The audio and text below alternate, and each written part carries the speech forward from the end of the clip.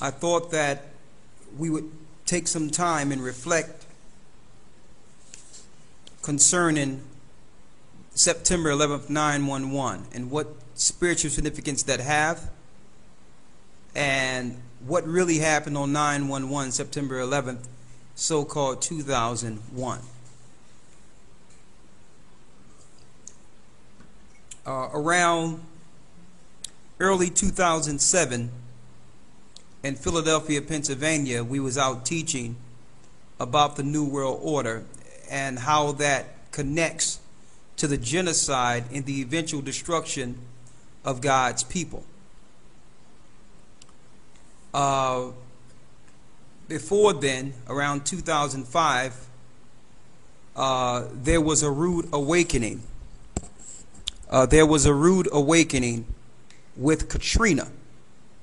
And I'm going to show you how this all, I'm talking about a few years later after 9/11, there was a rude awakening in 2005 with what happened in Katrina. And I'm going to show you how they intertwine and what's going on with the world stage right now with your revolutions and your terrorist activity, how that all intertwines and what they're really leading to. Going back to my original premise, around 2007, a couple of years after Katrina, we were out teaching on the streets based on the knowledge of Rex 84 and the King Alfred plan, showing how there's nothing new under the sun. And under Rex 84, signed under the Reagan administration, they were ramping up the concentration camps for a future roundup.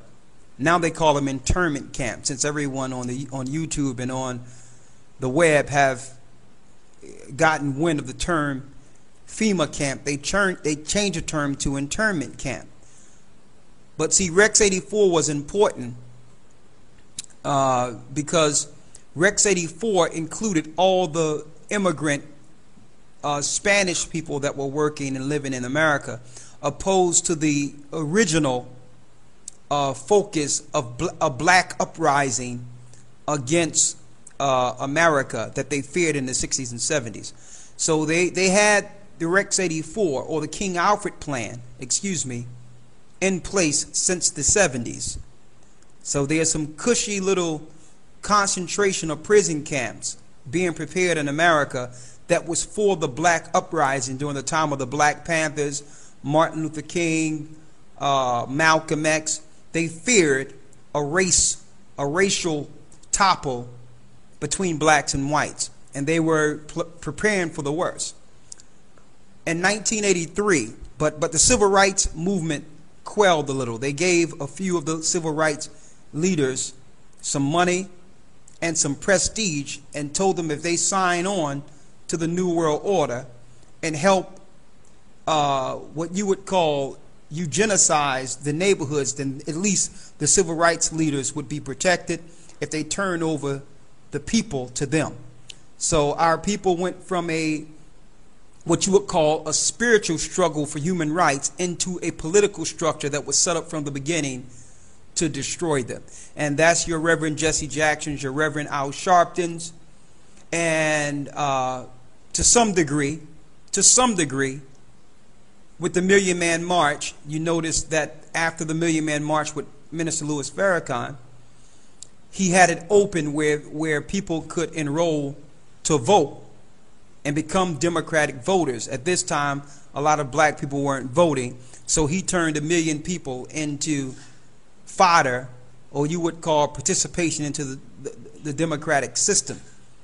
Okay, so our civil rights leaders were paid to turn over the people to them. In 1984, under Ronald Reagan, they opened the legislation to include Latinos and other ethnicities who were gaining population within the United States. So in case of an emergency, they could move these people into internment camps like they did with the Japanese in the early 50s. I mean, in the early 40s, excuse me. Now,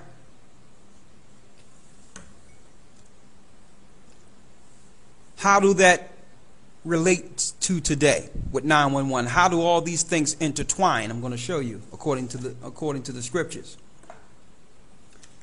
Nick Karanji, before the 911 truth movement became so big within the world, you had Nick Karanji from Temple University.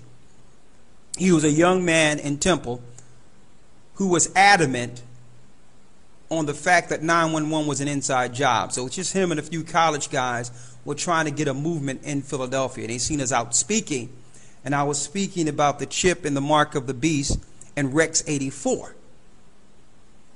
And he was on a corner a block away talking about the 911 was an inside job. But yet he was able to look at that conspiracy and not tie everything together. He didn't know that the 911 attacks led to a program that would roll out destruction for the minorities. They basically look at everything on face value and see that something is missing, but yet they can't tie it all together. And I'm going to tell you why. The majority of people in these 911 activist groups are atheists.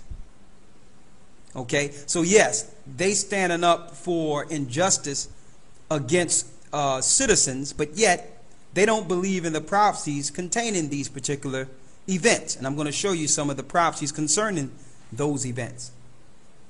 Also, some of them are either atheists or they are constitutionalists.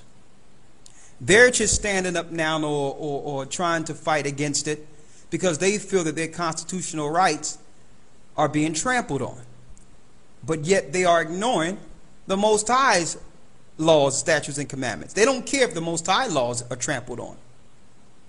So I was trying to speak to Nick Karanji, and I had a meeting with him to interview him about the 911 events. And he gave me his side. And later, I gave him the Bible side of it. And I think I have that video someplace, and we're going to see if we can post it so you can see that interview. But all in all, the brother Nick Karanji, may the Most High bless him, did have some great insight and some understanding that I wouldn't ignore. I couldn't ignore. He mentioned to me, and I was startled because there were certain things about 911 I didn't know. I knew that 911 was an inside job. That's common sense. You don't take out insurance 6 months before something blows up and put stock and put out put options for planes to go down if you don't know, if there's no inside job. A lot of people got paid in high positions on 911. Let's get Zephaniah 1:16. And I'm going to go over some of the things Nick Karanji brought to my attention that I couldn't ignore. But I had to show him that there's a bigger picture. Okay, they're going to move this thing from Arabs to so-called white, what you would call white libertarians or constitutionalists. Eventually, they're going to aim this towards all minorities. That's Rex 84. All right? Read Zephaniah 1:16. Read it. Zephaniah chapter 1 verse 16. A day of the trumpet and alarm against the fenced cities. Read it. You got to read it a little louder up in here. Read it. A day of the trumpet and alarm against the fenced cities. A day of the trumpet and alarm against the fenced cities. So when someone blowing a trumpet, there's a message. Something is going on here. There's a sign, a trump that's being revealed. Read. And against the high towers. And against what? Against the high towers. And against the high towers. We were speaking about this in 2000, right before 2001. It was in the Bible. Read. Verse 17. And I will bring distress upon men, that they shall walk like blind men. Read Zephaniah 3:6. Go to Zephaniah. Now I need you to read what you have there in Zephaniah, the next verse, and then we go into 3 and 6. Read. Okay. Verse 17, and I will bring distress upon men, that they shall walk like blind men, because they have sinned against the Most High. So now, after what happened with the Twin Towers, you notice everyone is walking blind as if nothing happened, as if no trumpet have been blown, like everything is normal. But the elite of the earth and the powers and those that are under Satan are right on their time clock. They're doing exactly what they're set up to do, while the rest of the people are walking around blind. And this is what we were prophesying in the street. Do you notice that your government just attacked civilians? That they just killed 3,000 of their own? You know that this means war all over the earth and that people are going to die all over the earth and they're going to point to you next? But everyone is still dealing with their own ideology, their own understanding. And the trumpet was blown. Read. And their blood shall be poured out as dust. And their what? And their blood shall be poured out as dust. So after the towers comes war, blood. Now your blood is being poured out like dust. It's like nothing now. It's blood everywhere. Read. And their flesh as the dung. And the flesh as the dung. There's heaps of people being killed in mass graves right now all over the earth. Read. Zephaniah chapter 3 verse 6. Go ahead. I have cut off the nations, their towers are desolate. It says, I have cut off the nations, their towers are desolate. Read. I made their streets waste. I made their streets waste. You've seen the people running down the streets with the fog following them? Read. That none passeth by. Their cities are destroyed, so that there is no man, that there is none inhabitant. So this will lead, that was the beginning of a trumpet being blown that would lead to Babylon being desolate. Now this is the physical desolation here we're talking about. So that was a trumpet, that was a sign to let everyone know that America or Babylon will never be the same. You'll never be able to get out of Babylon what you were able to get out of it once before. It was one time you could become rich overnight. You can just the opportunities were there. You know, you've seen a bright future. But though that time is done according to prophecy. Now, to not go too far off the beaten path, the question to all this is why? Why? Why was the Twin Towers hit? Why, a little after that, why was there a so-called program or a test or a beta test in New Orleans on the minorities? You can say that it happened to all people all you want, but it didn't. Okay? The Caucasian people and the people of prestige were bussed out of the city. And it was a test run for the minorities. All right? Then you had minorities trying to get over the bridge to get regular, you know, toiletries and, you know, some water, some clean water. And you had sheriffs blocking the way with the bridges so that they couldn't bring their children over the bridge, so that they can suffer on the other side with nothing. You had bodies floating around in waters, malaria and all types of things going down, a lot of testing going on, black water operating in New Orleans. These people were later labeled, they were labeled refugees in their own country. That was a beta test. It's about to happen. But it's going to happen on a national scale. All right? NASA and NATO and the New World Order under Satan are running beta tests over and over again with the weather, along with the economy, and along with the regular social economics of the world. And they're pressing the people until the people rise up and go against government. And that's when they're going to lay the hammer down on them. And that hammer would eventually lead to destroying the children of Israel. But the question is, why are they aiming this towards killing minorities and destroying minorities? Because the minorities is getting the brunt of this hammer. Let's first pull out the official storyline of 2001, the immediate story or narrative that we all received right after 9/11. Now, here it is, something happened out of the clear blue sky. And the same day it happened, you have pundits on your news program saying it might be Osama bin Laden. No investigation, nothing. And then it was founded that the bin Ladens flew out of America so that they wouldn't be questioned. Also, there were Saudi Arabians who flew out of America. The majority of hijackers were Saudi Arabians, but yet America did not go to war with Saudi Arabia. They went to war with Iraq. So what is this Saudi Arabia-American connection? I'm going to show you. It's all biblical, brothers and sisters. And this is the piece these 911 truthers are not getting, because the majority of them don't believe in the Most High. And that part, I think, is a shame. If you don't know the reason they're doing these things, you can come up with all the conspiracies you want. You have to understand the idea of why these sadistic people would execute such pain and hurt on the earth.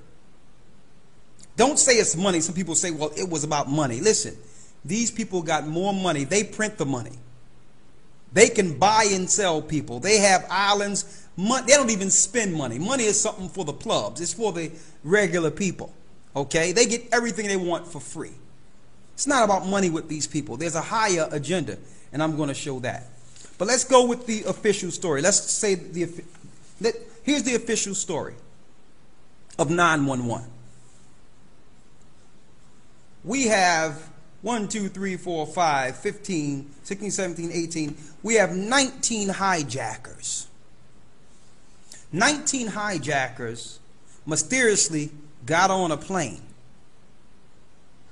and ran the plane into the Twin Towers. Also ran a plane into the Pentagon. And had one on its way to the White House before it was so-called knocked out of the air in Pennsylvania, not too far from Pittsburgh, Pennsylvania. All right? Now, this happened simultaneously in the most defense country on earth. America spends more on defense than any other country in the world. The greatest country with the greatest military. Now, listen to the weaponry of these 19 hijackers. Did they have high-tech machine guns? Did they have a well-oiled plan or a well-thought-out plan? No, you know, these geniuses, these 19 geniuses, were so smart, they used box cutters. They came together with some box cutters and said, you know what? And they orchestrated this plan in a cave. All right? With 19 box cutters to take down the greatest civilization on earth with the most firepower that spend more money on defense than any other country in the world. Now, I don't know about you, but I don't know how many people on a plane, if a guy have a box cutter, not going to take that guy out. Okay? Now, there's a few problems with this particular story. Let me show you let me give you the official story. Here's your 19 hijackers right here. There they go. Right? All 19. You see them? Ah, looking scary, right? Look at them. Looking scary. This guy right here is a known CIA agent. His name is Atta. A known CIA agent right here. See, but they know that because we've been so dumbed down and programmed, and after a few episodes of the series 24, we believe anything outside of ourselves are enemies. We are easily programmed. Now, here's a problem though. See this guy right here? Here's the problem. And this is what Nick Karanji opened up for me. See, they didn't have this in your paper in the United States, but in Britain, they had that same guy out here showed you He was alive. This guy didn't hijack anything. He's alive. But they figured if they just get some pictures of some Arab people, you know, Americans don't know the difference. Any Arab would do. Right? And 911 hijackers still alive. One guy was being interviewed in Egypt. He was eating dinner with his parents and seen his picture on TV being one of the hijackers. He was eating with his parents. He was actually having dinner with his parents, and they seen his picture. They was like, that's you. Right? So, something is wrong with this narrative here. Okay? Also, Nick Karanji brought to my attention that there was a project in the 60s in which America had an idea to use planes to run into a building to go to war with the country. They wanted to use this particular plan against Cuba during the 60s. Nick Karanji brought that to my idea. I'm like, man, that's interesting. And then the majority of people who was downtown in New York on 9/11, 2001, said that there was no windows on the plane. It looked like a military type plane. That they see no windows. It didn't look like a regular airliner. See, but if you're told something over and over again, you start believing it. All right? Now, the question is why?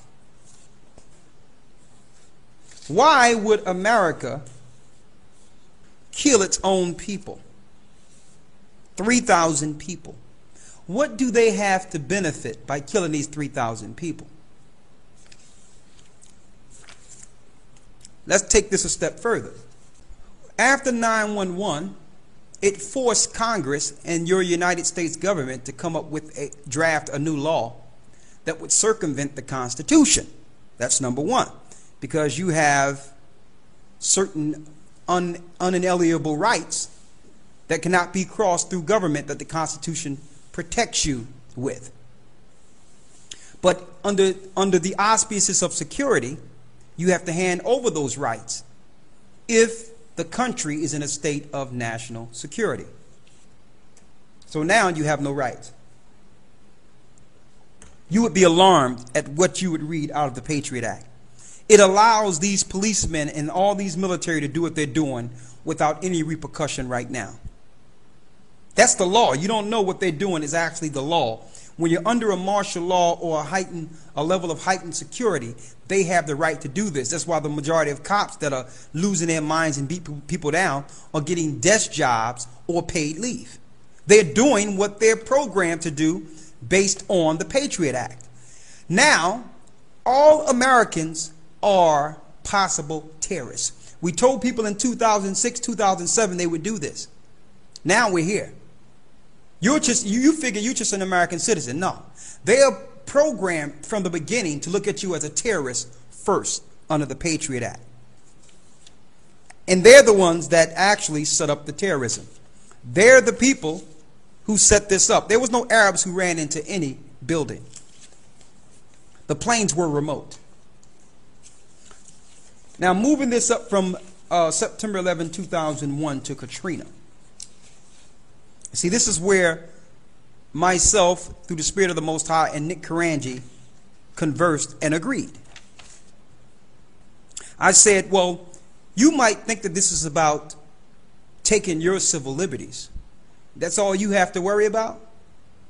You have to realize, in order for you to have civil liberties, Nick Karanji, there's people that were living in this country who had to lose their liberties and their freedoms for you to be walking up and down saying that your rights are being stomped on. And these same people are the people that's going to suffer through this. I mean, if something happens, Nick Karanji, you can go back to, there's places for you. You understand? You can go to Europe, you can go to different areas, or you can decide to set up a business someplace else. There's some people that don't have these options, who will suffer through this. And Katrina was the biggest example. I said, listen, brother, you worried about 911, and yes, you do have the right to do that, and I back you in that. But you're not looking at who this thing is going to affect the most. It's going to affect the poor. When all these laws are taken away, we don't have any rights as it is. So when you take the rights away that we have, then they'll just oppress the poor even more. It's like back in Egypt, where the Pharaoh got upset and said, listen, you build brick without straw now. And I talked about Katrina now. I said, listen, let's talk about Katrina and tie this all in. The same George Bush that were behind the Twin Towers coming down, because he had a cousin that actually was in charge of security. You understand, that had security on the Twin Towers. And they had these mysterious guys at certain times coming into the Twin Towers months before it went down. He was in charge of security. So what were they doing there? They were setting up squibs, and they were setting up explosives in the Twin Towers. I'm going to get into the why in a moment. I told them that not only will our civil liberties be taken away from us, we will be placed in camps eventually, and they will roll out the mark of the beast, which is an electronic spending system where you will not be able to buy or sell unless you have their spending sources. And he said, well, how do you know that? I'm like, listen, Katrina was a test run. The first thing they did, they didn't allow anyone in or out of the country, out of that area. They managed the whole area. They took away all the guns. They took all the guns from the people there, even the people that wasn't in an area where it was flooded. All right? They bust the majority of the white people out of the areas, and they allow the black people to sit there and bake and suffer in the sun with no clean water. And then George Bush flew right over and looked at him and just flew right by, seeing the death, seeing the destruction. It was all, you had Blackwater there. You had policemen understanding that it was a drill and was talking and was getting bullets put in their head. You had and your CBS News were calling it suicide, that cops and cops were just killing themselves and going crazy. No, Blackwater were killing policemen who were trying to fight for the people. And then you had 5,000 black men in prison uniforms that were found with bullets in their head, in the back of their brains. Nothing happened. Nothing happened to these people at all. Then FEMA came in, the hero. We finally, after 5 days of suffering and people breaking themselves out of the roofs of their houses, sleeping on the top of their houses with no water, mosquitoes and alligators in the water, all types of bugs. There's no place to go, nowhere to go. You see your next door neighbor floating on the top of the water, bloated. Then FEMA comes. They come with trailers with formaldehyde and different types of diseases within the trailer that was getting all the people sick, testing. The Red Cross come and vaccinate everybody.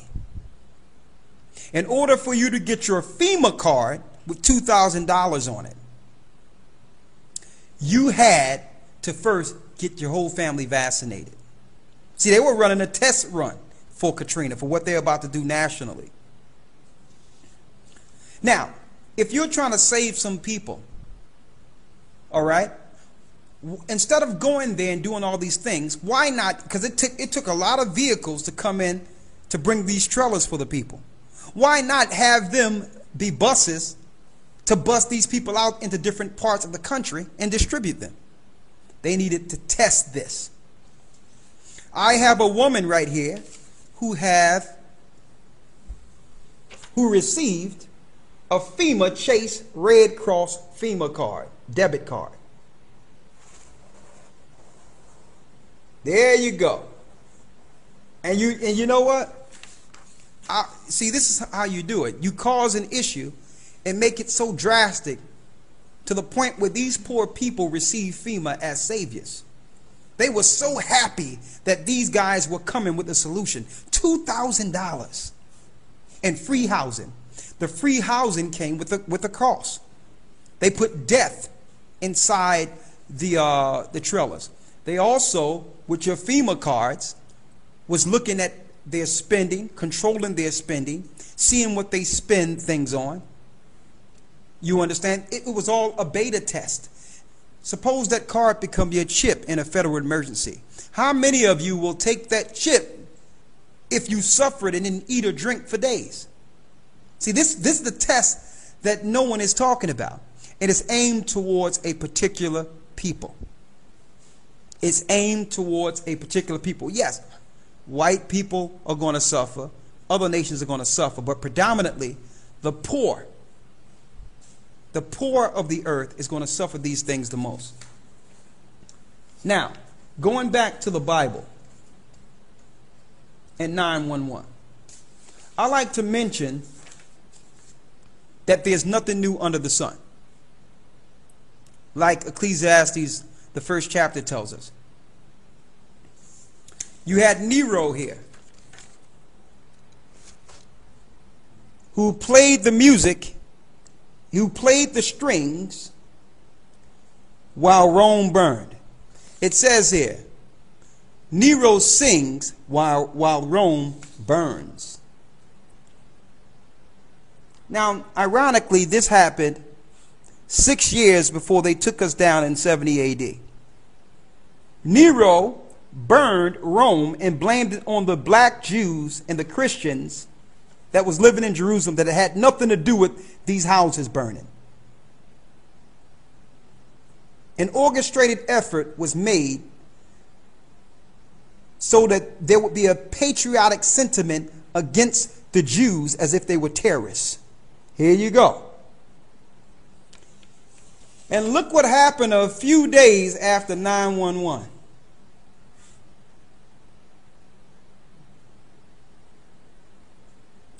You think that's a coincidence? George Bush with the strings? I'm going to tell you now, brothers and sisters, these guys are esoteric Satanists. They're esoteric Satanists, all right? And they believe you do things on certain days to get the primal results. And they go with the same results with the planets aligned through history. They keep what you would call an atlas of time to know exactly when to cause an event or make an event in the earth. These people are Kabbalists and Satanists, and they're big on numbers. Also, this is what these Satanists believe. They believe that since Christ, this is what they believe, since Christ means destruction for them, as far as the future is concerned, they want to do these attacks on the days they believe Christ was born. They believe he was born September 11th. Okay? So esoterically, they relate destruction and death to Christ's birth. They are sadistic Satanists. Now, going back into 911. What is the Saudi Arabia? What is the Saudi Arabia Edomite connection that leads to the minority receiving marks of the beast? Because eventually that's what this is going to be. So that's my question. And see, Nick Karanji couldn't answer this. I asked Nick Karanji from the 911 Truth, and I like him. He's a good guy. What is the end game for these guys? And he just looked at me like, well, I didn't think that far. We just trying to figure out. And I said, listen, Nick, These people killed 3,000 American citizens in plain sight and then publicized it worldwide. And there's no doubt that they did it. And not one person served a day in jail. Not one person went to court. These people made money off of the event. The only people that really made money is the people who knew it was going to happen. They betted on the stock market with put options. That means if you put a put option on something, you're betting that the stock will fall. So how did these guys know that the airlines, for United Airlines and American Airlines, how did they know that the stock would fall that day and make so much money from this? So I say, listen, if you got people that are rigging the stock market, that have killed 3,000 people, who have went all over the world and killing people all over the earth, people of color, because not once have this so-called NATO group went anywhere in Europe to try to kill anybody. All right? They went to the Middle East. They're going into Africa. So they're killing people of color. And yet, nothing happens to these guys. They can make laws to take away your rights, and nothing happened to these guys. And I said, so what do you think the end game is? Because don't think that you're going to, you think you're going to get these guys arrested? Okay? They own you. They own the world right now under Satan. The earth is given into the hand of the wicked. So what are you going to do? But you're stating the obvious. Okay. They lied. But what is the end game? And they can't say. You think Ron Paul is going to save you? Ron Paul is part of the game too. So the question is, and I ask all of them 911 truthers, what is the end game? And at that point, he was totally quiet. And I said, listen, I'm going to show you the end game, brother. The end game is taking the money out of the system after a mass genocide and bringing forth the mark of the beast. And I said, I know you don't believe in the Bible, but the Bible is the only place you can find it. It's the only place you can find that a trumpet will be blown against the towers. You can't find this in the Quran. Okay? That would lead to the destruction of Babylon altogether.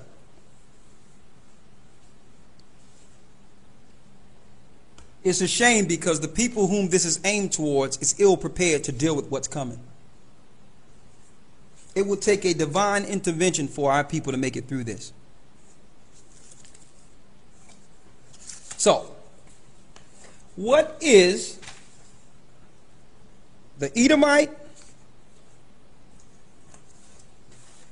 Saudi Arabia, Ishmaelite connection that leads to a poor people needing some assistance? Let's see if we can pull this together. Why is Saudi Arabia? Now, Saudi Arabia is Ishmael. You notice the majority of terrorist activity is so-called Saudi Arabia. And they're banking on the ignorance of our people in the Western world, not knowing the difference between Saudi Arabians and other Arabs and other Middle Easterns. They're not all the same people. But they're banking on our ignorance. All right? So Saudi Arabia is in league with the Western world because they have the same vested interest. Ishmael believed that he should be the son of the promise because he's the son of Abraham.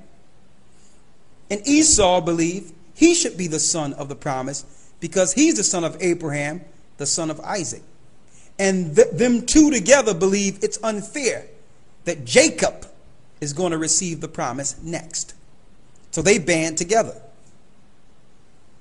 So when the news programs ask the politicians, well, here it is, you're going against all these Middle Eastern countries. You're going against Iraq, who had nothing to do with the World Trade Center. You're going against Afghanistan, when really Osama bin Laden, yes, his family is from Afghanistan, but he's an agent of America. Bin Laden was actually born in America. Do people even know that? Bin Laden was born in America. A CIA agent who had family from the Middle East. So, the question is, and there's many of them, Many of these agents they put over there are actually bred and born and trained in America. All right? If they're not born, they brought over at a young age and trained through the CIA and MI6 in Great Britain to one day go back into their country and topple it. But going back to Saudi Arabia, why is it, people ask these the politicians, why are you going against Iraq? And the majority of the hijackers you told us on 911 were Saudis. See, the Saudis are a part of what you would call the terrorist network that's set up through the United States to make a boogeyman for a pretext of the Western world to go into the Middle East and to destroy different parts of the Middle East. And the Saudis are complicit because they believe eventually if the children of Israel is destroyed, then they will receive the promise that was taken from them when Hagar was kicked out of Abraham's house. Hagar is the mother of the Arabs. And it's all aiming eventually towards them trying to fight against us. But they just can't come out and say, listen, we're here to take down all the Negroes. We're going to take down all the all the people of Israel that scattered into the Middle East. We're going to take down all the Indian tribes and the Spanish tribes. We're just going to kill you all. We know where you are scattered in Asia also, in the Philippines and different areas like that. We're going to kill you every place. They can't just right out say that they're going to do a mass genocide against God's people. So they're hiding under the cloud of terrorism. All right. Now, I'm going to show you where they got angry at. Let's go to Genesis 17 and 17. Go to Genesis 17 and read 15. Genesis chapter 17, verse 15. Read. And the Most High said unto Abraham, As for Sarah thy wife, thou shalt not call her name Sarai, but Sarah shall her name be. And I will bless her, and give thee a son also of her. Yea, I will bless her, and she shall be a mother of nations. Kings of people shall be of her. Then Abraham fell upon his face and laughed, and said in his heart, Shall a child be born unto him that is 100 years old? And shall Sarah that is 90 years old bear? And Abraham said unto the Most High, O that Ishmael might live before thee. So Abraham asked the Most High to let Ishmael live before him.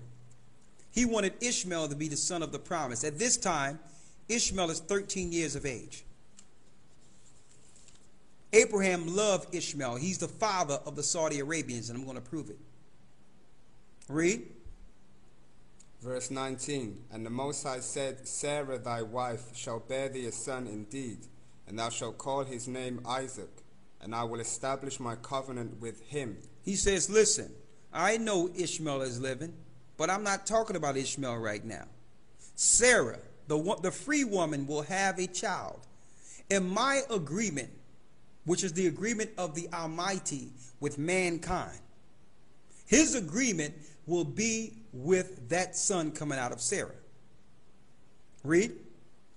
And I will establish my covenant with him for an everlasting covenant, and with his seed after him. And with his seed after him. Now, what would Ishmael feel about this seed that would come and receive the promise when he was really the firstborn? What will Ishmael's children feel about this seed? Those are your Saudis. Read. Verse 20. And as for Ishmael, I have heard thee.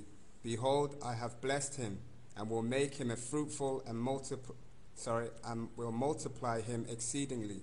12 princes shall he beget. 12 princes shall he beget. So he say, listen, I heard you. I'm going to give Ishmael something. He will have 12 princes. Read. And I will make him a great nation. He will be great. But my covenant will I establish with Isaac. But my agreement that I have with mankind, like he had an agreement with Adam, that covenant between man and the Most High will only be with Isaac's children. Read. Which Sarah shall bear unto thee at this set time in the next year. So what would Ishmael feel? Go to the next chapter and let's see what happens with Hagar. Chapter 18, Genesis chapter 18, verse 1. Read. And the Most High appeared unto him in the plains of Mamre, and he sat in the tent door in the heat of the day. And he lifted up his eyes and looked, and lo, 3 men stood by him. And when he saw them, he ran to meet them from the tent door, and bowed himself toward the ground, and said, My Lord, if now I have found favor in thy sight, pass not away, I pray thee, from thy servant. Go ahead. Let a little water, I pray you, be fetched, and wash your feet, and rest yourselves under the tree. And I will fetch a morsel of bread, and comfort ye your hearts. After that ye shall pass on. Go to Genesis 21. Let's go straight to it.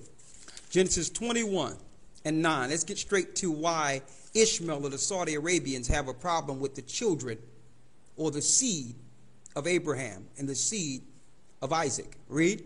Genesis chapter 21, verse 9. Read it. And Sarah saw the son of Hagar, the Egyptian, which she had borne unto Abraham, mocking. Wherefore she said unto Abraham, Cast out this bondwoman and her son, for the son of this bondwoman shall not be heir with my son, even with Isaac. Oh, man. I see why those Ishmaelites don't want to deal with that Bible. Read that again, 21 and 9. Genesis chapter 21, verse 9.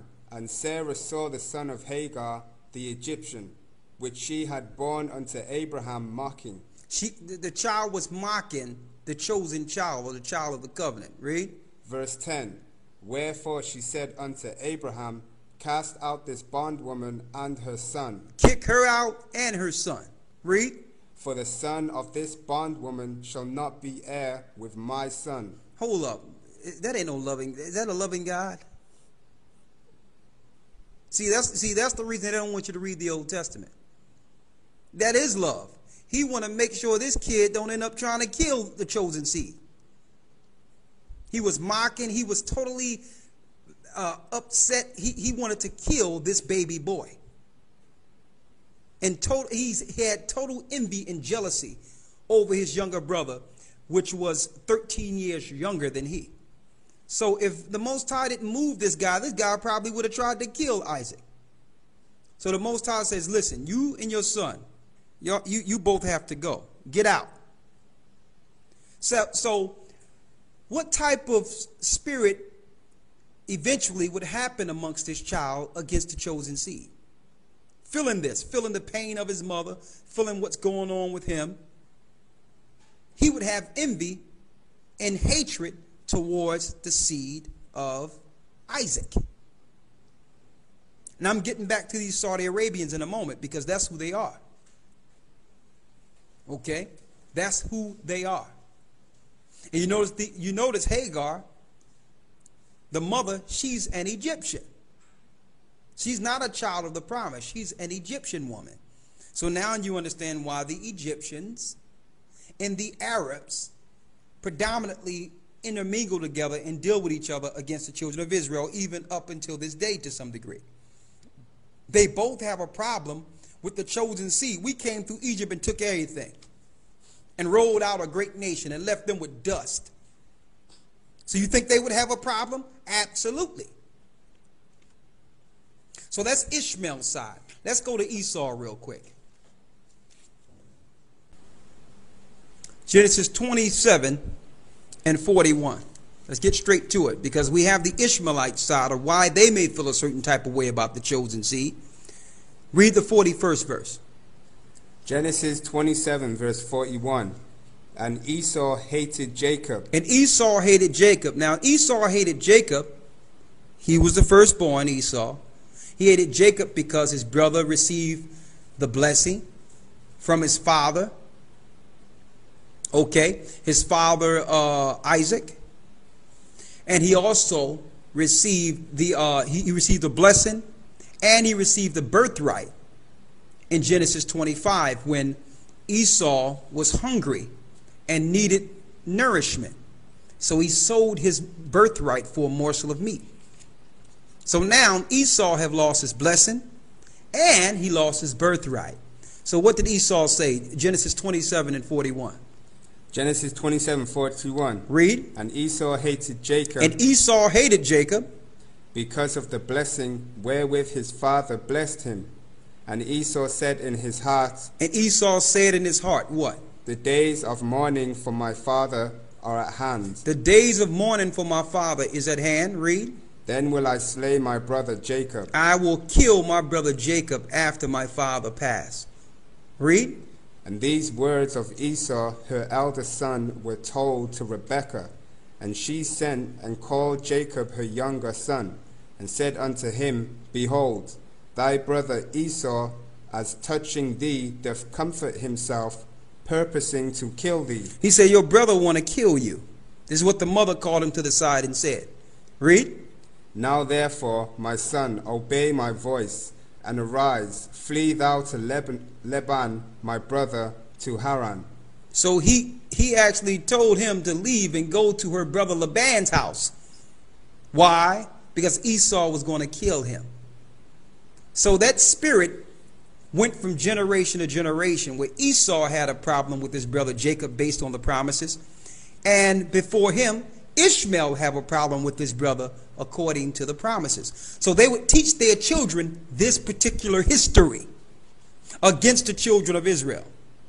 You would have one that would grow up and eventually teach you science and say that the Bible doesn't matter. And the other one would grow up and say, well, listen, you know, the promise is through the Quran and don't follow the Bible. Why? For what I'm reading right now. And this would permeate throughout civilizations, societies, and also through politics. They would get in a position structurally to destroy the children of Jacob, to fulfill this promise of eradicating the children of Israel off of the earth so that they can receive the promises. But the churches are not teaching this.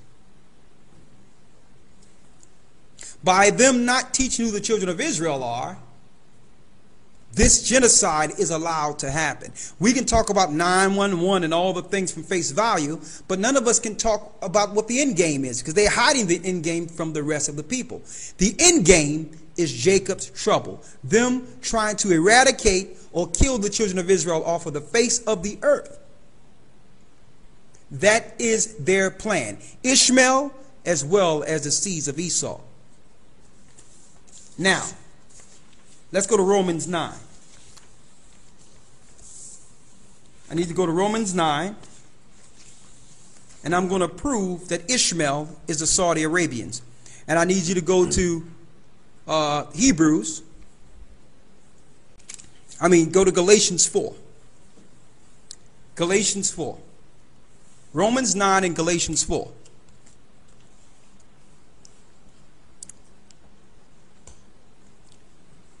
Hebrews 9, and read the first verse on down. Romans 9? Yes, sir. Romans 9, chapter 1. I say the truth in Christ, I lie not. My conscience also bearing me witness in the Holy Spirit, that I have great heaviness and continual sorrow in my heart. This is Paul. This is like a prayer from Paul. He has sorrow in his heart. Read. For I could wish that myself were accursed from Christ, for my brethren, my kinsmen, according to the flesh, who are Israelites. Who is Paul praying for? Israelites. Who are Israelites? Read. To whom pertaineth the adoption. The adoption is Christ dying on the cross. That belongs to them. That pertains to the Israelites. Read. And the glory. The glory that pertains to them. Go ahead. And the covenants. The covenant, which is the Old Testament and the New Testament, that pertains to them. Go ahead. And the giving of the law. The law was only given to the children of Israel. Read. And the service of the Most High. Being priests, the service was only given to the children of Israel. Read. And the promises. The promises of the kingdom was given to Israel. That's what was so important when it comes to the promises of the covenant that was given to Abraham. See, Ishmael understand the end result of this. Esau even understand the end result of this, but Israel does not consider. They're going through all this we see today to stop us from getting the promises. And none of us realize that that means that we must be the people. Everyone can consider it except us. And Isaiah said, an ass knows his owner, But Israel, it says, ass know his master's crib, but Israel does not consider. We don't know where home is. We don't know where our God is. Read. In Romans, right? Yeah, Romans. Go ahead. Romans 9:5. Whose are the fathers, and of whom, as concerning the flesh, Christ came. And whom concerning the what? Concerning the flesh, Christ came. Because the churches like to talk about the Spirit, but you can ask them, well, according to Paul, who did Christ come to according to the flesh? Who did he come for according to the flesh? Yes, the Spirit is good, but you can't have a spirit without a body. A body must have a place to dwell. I mean, a spirit must have a place to dwell. It's called a body. Read. Who is over all, the Most High blessed forever. Amen. Go ahead. Not as though the word of the Most High have taken none effect, for they are not all Israel which are of Israel. Hold up. There's some key things Paul is saying there. Because he said according to the flesh. And then he came back and said, well, there's some people of Israel that's not really Israel. You have some people that's going to claim the promises and claim that they are the people, but they're really not the people. Paul was identifying them back then. Read. Verse 7. Neither because they are the seed of Abraham. Read that again. Neither because they are the seed of Abraham are they all children, but in Isaac shall thy seed be called. So Paul was pointing out Ishmael and Esau right there. He said, just because you claiming that you're the people of the promise, listen, Christ came according to the flesh. So just because you're trying to say you are of Israel, you're not really Israel. You're really enemies that's in the background looking to destroy us. That's what Paul was speaking of here. You're trying to claim that you are amongst us and that you're from the tribe of, you're from the seed of Abraham, but you have a mind to destroy the children of Israel. So Paul had his eye on them. And listen, he go into detail with the next verses. Read. Verse 8. That is, they which are the children of the flesh, these are not the children of the Most High, but the children of the promise accounted for the seed. The children of the promise are counted for the seed. So if you want to know who the children of the promise are, you go back to Genesis 17 and go back to Genesis 25, where he said the promises would come through Isaac, then Jacob. So you have two brothers who are totally upset now, who have gained prestige and political power on this earth to execute genocide against the children of Israel. And that's your Saudi Arabia Western world connection. That's how they were able to make an agreement to go into the Middle East. The Saudi Arabians were linked with Esau the whole time. And see, that's why Mahmoud Ahmadinejad from Iran promised if anything happened to them, the first thing they're going to do is bomb Saudi Arabia. It's coming around now, right? Because Saudi Arabia is really the connection between Esau being able to get special interest within the Middle East. They're the ones working with the left-right paradigm of the terrorism and not a terrorist. They are orchestrating the whole terrorist activity and the propaganda. Saudi Arabia is the Middle Easterns that are behind it. That's vilifying the rest of the Middle East. Yes. You would never see the things that I'm saying right now, brothers and sisters, on any news program or in any church. This is the real reason everything you see with 911 is going down. Eventually, they will aim towards killing Jacob all together. They're doing it now. They were slaughtering our people in mass numbers in Iraq.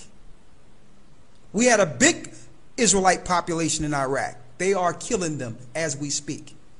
They had a big population, a great population of Israelites in Libya. They are straight beheading them and killing them right now, calling them African mercenaries. These people who are so-called revolutionists are not even the citizens of that particular country. They are Saudis. And what they do is they wave a flag of a country they're taking over. They wave the flag, and because you're in the Western world, you think all the Arabs are the same and there's a revolution. No. These are Arabs paid by the CIA and MI6 to go in and cause an uprising. Read. Verse 9. For this is the word of promise. This is the word of promise. Go ahead. At this time will I come, and Sarah shall have a son. Now he's identifying the children of the promise because others are claiming to be the children of the promise. Sarah shall have a son. Read. And not only this, but when Rebekah also had conceived by one, even by our father Isaac, for the children being not yet born, neither having done any good or evil, that the purpose of the Most High according to election might stand. That's predestination. That before these children were born, the Most High knew that they would be the children of the promise. So they were born to be the elect, and Ishmael and Esau were born politically to do what they're doing in the earth today. Read. Not of works. Not of works. But of him that calleth. But of him that calleth. Read. It was said unto her, the elder shall serve the younger. It was said unto Rebekah that the elder son would serve the younger son. And there's nothing they can do about it. Read. Verse 13. As it is written. As it is written in the Old Testament. In the book of Malachi. Read. Jacob have I loved. Jacob have the Most High loved. But Esau have I hated. But Esau have he hated. And it says he hated because Esau have so much hatred and envy against his brother, he have scorned the laws of the Most High. Because the Most High gave the promises to Abraham, Esau now is breaking the law on purpose and teaching the rest of the world to do so. And if you break God's law, that's showing hatred towards him. So he says, Jacob have I loved, but Esau have I hated. Why? Because of the promises going to his brother Jacob, Esau now hates the Most High himself. I'm talking about the political structure of Esau. And they'll set up institutions to teach against God and say that God doesn't matter. They'll teach evolution. They'll teach you can eat what you want and do what you want, that sin is good. Why? Because they upset, because they believed from the beginning that they should have been the one. It should have been them. They were first, like some spoiled child. And this is the real reason behind what we call terrorism. And them putting in laws that will eventually destroy the children of Israel all over the earth. You're talking about Jacob's trouble. We're in it. The biggest thing that was stopping them from destroying people in America was the fact that we had something drafted called the Constitution that they had on face value, because I don't think it ever protected us, but on face value, it was some level of a buffer between them destroying us all together. Between them destroying us and us living. That was that little barrier. They have moved that out of the way now. Read. Verse 14. What shall we say then? What shall we say then? Is there unrighteousness with the Most High? Because the Most High, Paul knew that we would say that the Most High was wrong if he loved one child and hated the other. What did Paul say here? The Most High forbids. God forbid. See, and that's another thing. They teach you in church that God is all love. They teach you this so that you can't accept that the Most High don't like what certain people do in this earth. And he hates that. So you would believe if God is all love, how can the Bible says that the Most High hate? The Bible must be untrue. But yet the Most High, we are made in the image of the Most High.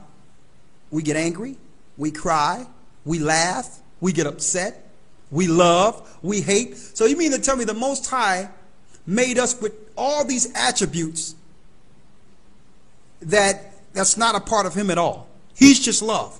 That means he made us superior to him in emotions. We have emotions that the Most High don't have. That's utterly ridiculous. The Most High love and he hate. The Most High get happy and he get angry. But you have the nations now, Ishmael, which is Saudi Arabia, and Esau, which is the Western world and Rome. They feel slighted by the Most High. They have set up a culture that makes the children of Israel sin against the Most High purposely every day. And they cannot perceive, here it is, you have the Ishmaelites who face the rock 5 times a day and pray fervently. And yet the Most High still didn't choose them. They can't understand how they set up a society of total sin, and Israel is sinning all over the world, but the Most High is still going to choose them. They can't perceive that. They don't even understand that. They set a system purposely for us to sin in.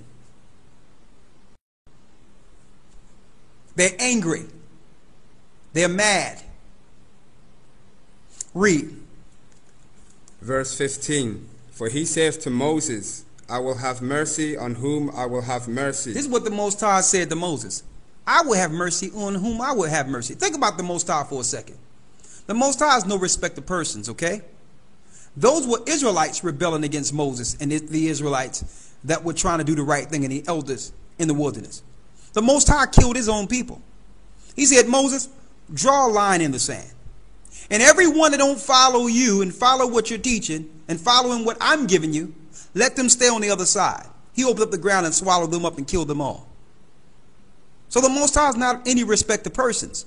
If he did this to his own people, what do you think he's going to do to these nations? The Most High is not a respect of person. What do you think he's going to do to the George Bushes and the Rockefellers, these demons walking around? Okay, what do you think he's going to do to them? What do you think he's going to do with these Saudis who are really MI6 and CIA agents working to oppress us? Do you know that these Saudis purposely try to enslave our people all the time? The Philippines, people that go over there to work, they try to take their passports. And other nations that go over the Middle East, they'll get you working over there. Then they'll steal your passport and make you work and make you a slave. Here's another trick they play on you. The Shia law. A lot of people don't know about the Shia law. The Shia law is how they promote in the Western world how the Arabs oppress their women. Make them dress a certain type of way and take rights where they can't drive and all this. Who you think back in the Shia law, the Western world is? The Shia law is predominantly through Saudi Arabian countries.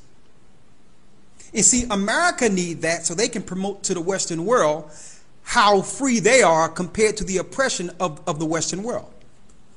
So it's purpose that they're doing this. Now that the Western world have taken over Libya, they're supposed to have been liberating Libya, right? Why is it now they're talking about bringing Shia law into Libya if NATO's there to liberate it? Why are they going to oppress the women when they're there to make laws to actually set them free? That's what they said. The Libyan women are free. They can choose to wear their garments or veils or not. Same as the Egyptians. You have a choice. But now Libya is about to take on Shia law and be oppressed. The Western world is behind this. They play on both sides of the spectrum, and then they'll get on the news and claim that, look how free America is. They don't oppress their women when America is setting up the Saudi Arabians to oppress the women.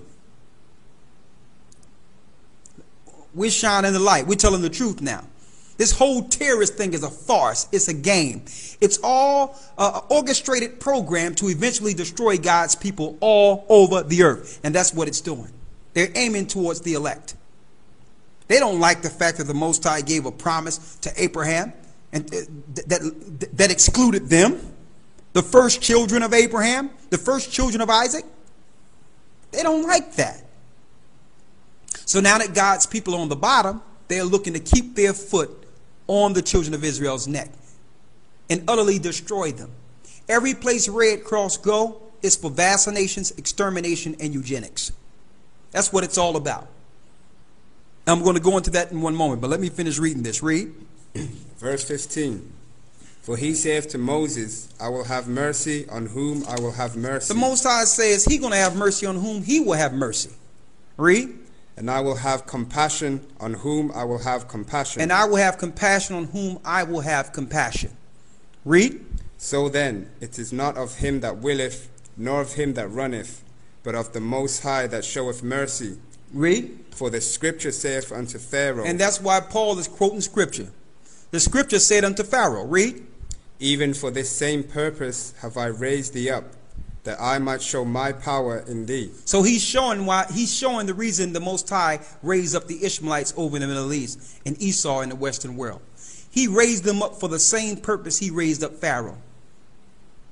So that he can, after he take Pharaoh down, you'll know there's no other God but the God of the Hebrews. So he's let Esau go all the way to the pinnacle so he can smash him. Same thing with the Ishmaelites in Saudi Arabia. He's letting you raise up so that you'll know that the God of the Hebrews is the God of all gods, because that rock will not save the Middle Easterns. And the Pope will not save the Wizard of Oz, who's the Pope. He will not save the Western world. Okay? It will not happen. The children of Israel will rise. And you think you're going to oppress us to the point where we're exterminated, but you're just going to oppress us to the point where we come together and call on our God. And we're not going to be calling on Yahweh or Jehovah either. We're going to be calling on Ahiah, the God of the Hebrews. And you all will see miracles like you've never seen in this earth before. There will be a divine intervention that will rock this whole world. Okay? And Christ is coming. He's coming for us. And when he comes for us, then all of us are coming for you. Ishmael and Esau and the elites of this earth are going to be hiding. They're going to be running. We're going to see if he's going to be playing a guitar when this happens. Okay? And let me tell you, when I see pictures like this, let me tell you, the Western worlds are happy when they see stuff like this. This is what they like right here. Had to be a sister too. Yeah, yeah, sister with a card. Look at that. Finish reading.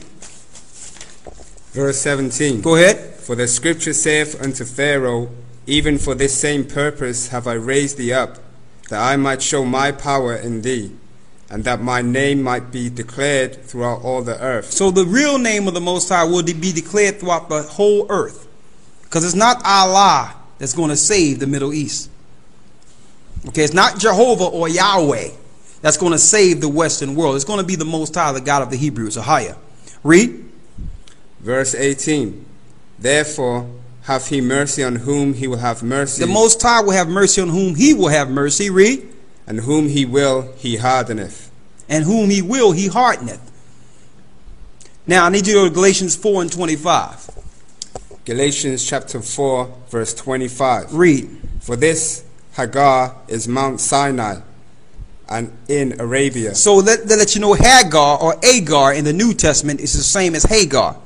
It's Mount Sinai in Arabia. If you know anything about the Middle East, Sinai is right in Saudi Arabia. So that's where the children of Ishmael live. They're predominantly in the Saudi Arabian area. They're in league with the Western world of Europe. They're brothers. They're in league together to destroy the children of Israel. That's your terrorist activity on either side. Read.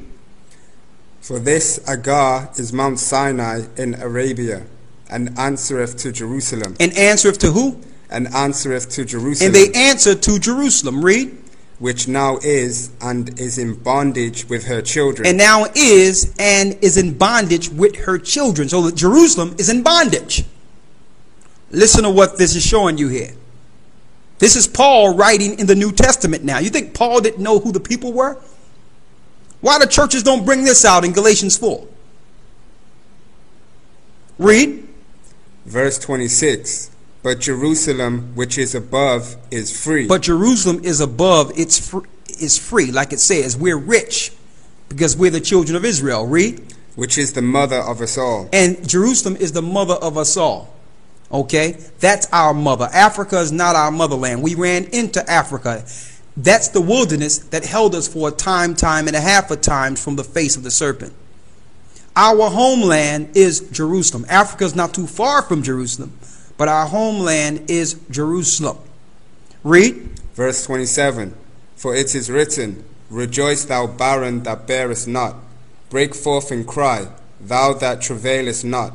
For the desolate have more children than she which have an husband. So here it is, the woman that could not have no children, Sarah, had end up having more children than all the other nations of the earth. She was barren, almost 100 years old. And now, through the 12 tribes of Israel, she have more children than any other people. Israel is like the sand of the sea right now. You can't number them. So now, your elect of the earth, these mad scientists in the Middle East, as well as America and the Western world, have joined together for a mass hunt through DNA to cause mass genocide on the poor. Read. Verse 28. Now we, brethren, as Isaac was, are the children of promise. We are the children of promise. Read. But as then he that was born after the flesh persecuted him that was born after the Spirit. Read that again. Verse 29. But as then he that was born after the flesh, which was Ishmael, read, persecuted him that was born after the Spirit. Persecuted him who was born after the Spirit. They started persecuting the children of Israel. Ishmael is the main culprit behind our captivity also. It was them and Esau together that banded together with one consent to enslave the children of Israel, to the point where Arabs do this up until this day. Okay? At least the Western world tries to, they try to psychologically do it in a nice and acceptable manner. Their captivity, their slavery is through classifications. They make it where you're still surviving, but you are a slave. But over in the Middle East, in certain areas, especially with the Saudis, when they see a child of Israel, they're looking at him, sooner or later, I'm going to get this guy for free. He's going to be serving me, because he should be serving me, because his parents kicked me out. His mother kicked my mother out. So every chance they get, they come against us, like they're doing in Libya right now, beheading us. Read. Even so it is now. Nevertheless, what saith the Scripture? What saith the Scripture? Read. Cast out the bondwoman and her son. Oh, this is a New Testament. It says what? Cast out the bondwoman and her son. So the New Testament is quoting the Old Testament. It's one and the same. Cast out the bondwoman Hagar the Egyptian and her son the Ishmaelite. Read. For the son of the bondwoman shall not be heir with the son of the free woman. So then, brethren, we are not children of the bondwoman, but of the free. We're not children of Hagar. We're children of Sarah. So do you think the elite don't know this book? So we're suffering persecution because of the promises given to our forefathers. And they understand that promise will soon come to fruition. They know that we will soon get our power and never fall again. Therefore, they need a pretext of terrorism to absolve them from destroying people. They need the pretext of terrorism to go in and have full autonomy to destroying these different lands and hunt our people. Now they can hunt you just like they used to do and just throw drugs on you. They can just hunt you and say, well, yeah, we found out that you were linked to Al-Qaeda. Al-Qaeda was created by Saudis and the Western world. There's no Al-Qaeda. It's Al-Qaeda. They're together. Okay? And see, when this thing happened, when they go against Iran, Iran is not just going to come against Babylon. It's going to launch missiles on Saudi Arabia first. That's in 2nd Esdras 16. All right? Why? Because Saudi Arabia is the enemy of all Middle Easterns. They are complicit with Esau to destroy the children of Israel, even if it means them destroying their allies in the Middle East. See, Israel and Europe cannot go into the Middle East and do what they're doing without help. Their help is Saudi Arabia. And everyone is focusing on Esau and the white man. Okay? There's an enemy that's trying to destroy the children of Israel right in the Middle East. It's the Saudis. Okay? But that's nowhere publicized. They're not bringing this out in the news. That this terrorist thing is just a Hollywood plot. And Saudi Arabia is volunteering their agents to play the terrorist part. And through this terrorist plot, Now the Western world can point to all the areas where Israel had fled in the Middle East and start killing these people in these different areas. They're predominantly focusing on our people in these Middle Eastern countries. So the Most High is going to bring their army in the body of Jehoshaphat and deal with them. Israel is complicit also. Israel is nothing more than Rome over in the Middle East. Let me get Zechariah 9 and 6.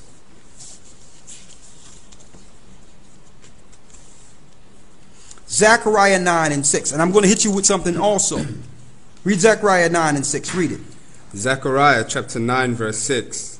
And a bastard shall dwell in Ashdod. A what shall dwell in Ashdod? And a bastard shall dwell in Ashdod. A bastard shall dwell in Ashdod. That means almost a rejected kid. A bastard shall dwell in Ashdod. When you look here on the map, Ashdod is a seaport city on the coast of Jerusalem. It's a seaport city on the coast of Jerusalem. That's Ashdod. So if you want to know who the Bible is talking about, type Ashdod in and look what people live in there. So they're mad. The Bible is calling them out. And they have linked up with the Saudis with this game of terrorism with so-called hijackers who weren't even on the plane. These guys weren't even on the plane. And look at all the people who died on 911 in that building, went to work. You had many Jewish people who were told not to go to work that day. Look how many people died in the buildings. What about the video with the Jews? Oh, yeah. Yeah. Why don't you say something on that?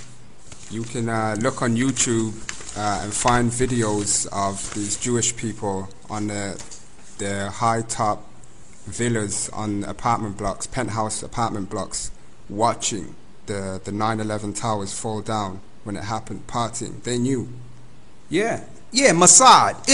Israel knew. They all did it together. These Arabs, and they got you. Our people are so, I don't know. I just feel sorry for our people. We see an Arab and immediately we think terrorists. Okay, when really, I'm gonna show you. Your terrorist plays the guitar, okay? You don't suspect this guy here. All right? Like Nero. The Bible says what? Read Zechariah 9 and 6. A bastard shall dwell in Ashdod. A bastard shall dwell where? In Ashdod. See, that's why they have a problem with this Bible. This Bible calls them out. Says a bastard should dwell in Ashdod. They're looking for our extermination.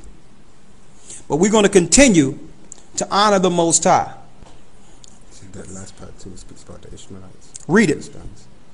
And I will cut off the pride of the Philistines. He will cut off the pride of who? The Philistines. Read. And I will take away his blood out of his mouth, and his abomination from between his teeth. But he that remaineth, even he shall be for our power. And he shall be as a governor in Judah, and Ekron as a Jebusite. So the Most High is going to set up his own people and take out the bastards in Ashdod. Now, we're not saying this facetiously. The scriptures say, a lot of you don't know, the Bible called these people bastards that are in that land. That's what the Bible does. Why are the Christians not reading that? Let's get Psalms 83.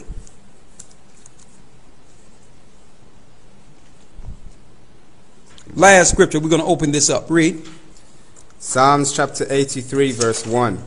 Keep not thou silence, O Most High. So we asking the Most High, like David did, not to stay silent with this conspiracy against his people. Read. Hold not thy peace. Be not still, O Most High. So we asking the Most High to actually plead our cause and fight for us. Read. For lo, thine enemies make a tumult. The nations of this earth who are enemies with the Most High have made a tumult. They've all come together. Read. And they that hate thee have lifted up the head. And they hate the Most High because they scorn his law. They hate the Most High because the Most High chose a people. Read. They have taken crafty counsel against thy people. They have taken what? Crafty counsel against thy people. This is the conspiracy, brothers and sisters. Crafty counsel against thy people. You see the news program saying, well, why would the government want to do such a thing? I don't have, and no one can answer that. Ask us that question. You want to do those things because you know the children of Israel are about to be born again. We will be established in this earth again, and the Western world is going to fall. That's why the government would want to stage terrorist activity, because they need a pretext to go against the poor. The poor are the children of Israel.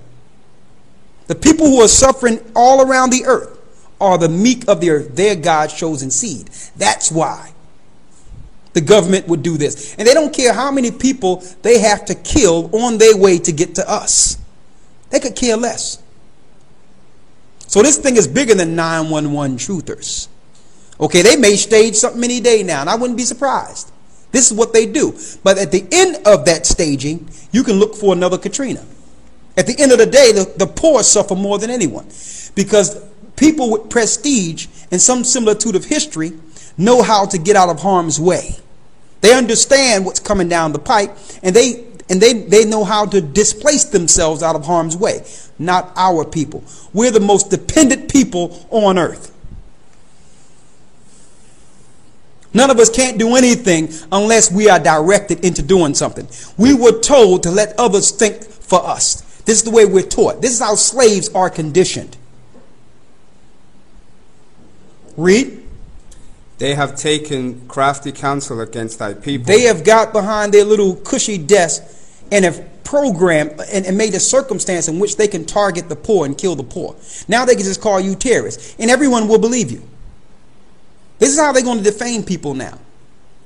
They do it all the time. Cops pull a brother to the side, and they'll plant drugs on you. Now you in court. You didn't do anything wrong. They're doing this to meet their quota. So if someone should say, well, yeah, we had to kill him. He was a terrorist. He was linked to this guy. A matter of fact, we seen him talking to Al-Qaeda. Do you know 7 of these guys are at home right now, probably eating dinner somewhere, or probably smoking shisha on the corner? 7 of these guys are still living, and they'll probably put you with a picture next to one of these guys, and then it'll be the end of the story. You dead somewhere. They call you a terrorist, the same way they did that brother, the underwear bomber. Okay, they drugged him out of his mind, got him on the plane, put some underwear on him with firecrackers in it, tackled him, and said that he tried to blow up the plane. Listen, how can anyone get on the airport without a passport? This guy didn't even have a passport. But they did that to put a black face on terrorism. So now it's not about these Arab Saudis no more, who are just plants, who are just Saudis that was part of MI6 in the CIA. Now the terrorist is Hakeem on the corner. Okay? Or Shaquita in the neighborhood. See, this is how they're going to do it now. The terrorists are going to be black people. Okay? Yeah, what you got in that 40 ounce? I'm just joking. This is how they try to spin satire against us. Look like you got a bomb. Look like you got something over there. They're going to play that now. They're going to say they have probable cause to stop your car because they seen wires coming out of your car. What black people want to blow something up? Okay? We just trying to get down the street.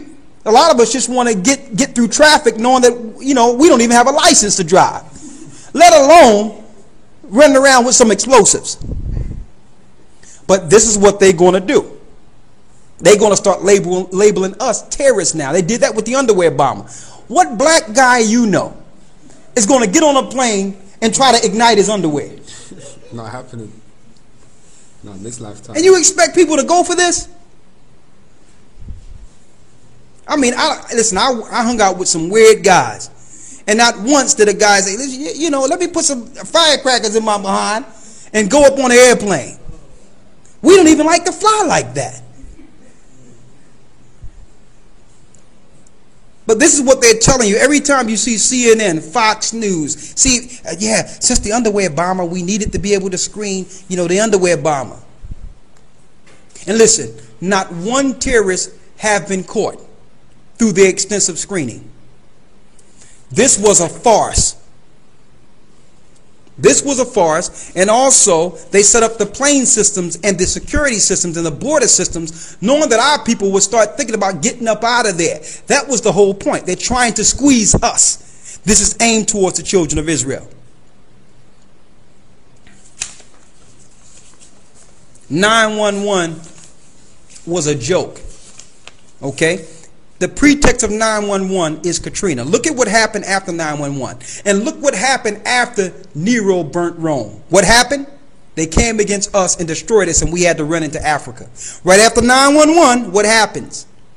They put a border around Katrina. They blow the levee so that no one can get in or out, and test a beta test on what they're going to do to us nationally in that country before they roll out the mark of the beast, which is the RFID chip, after they implode the dollar. So if you want to know what's going to happen, this video today was recorded. You hold on to this video. You save this video and tell me if it's not going to happen. I told people through the Spirit of the Most High in 2006, 2007 that here it is, you are excusing them for blaming Arabs who didn't do anything. And if they can blame Arabs for something, and none of these guys and some of these guys are walking around someplace, don't be surprised if the next terrorists are you. And people were walking by laughing and didn't think anything of it. I'm like, you're the next terrorist, brothers and sisters. And now we're living it now. Now, we are far away and we're looking at it from afar, but we can still see it. And the majority of our people are still walking around asleep. They think that the government cannot do this to you. What government had the children of Israel's best interests at heart? What government? Was it the Babylonian government who destroyed and killed us? Maybe it was the Persian government who threw Daniels to the lions. Or maybe it was the Greeks government who killed us because we didn't want to eat pork. Maybe it was the Roman government who slaughtered us and crucified Christ and killed the disciples and destroyed Masada and Jerusalem in a pretext for us running into Africa. Maybe it was the American government who, through a pretext, fulfilling Deuteronomy 28, took us into captivity. Maybe it was the American government and the cavalry who wished the North American Indians Gad a good time by making mass graves and killing them, giving them smallpox and killing them with mass graves, taking their land and putting them on reservations. Or maybe during the Tuskegee experiment, maybe that was a good experience to give people syphilis to see the effects of the diseases that they would actually spread throughout our neighborhoods.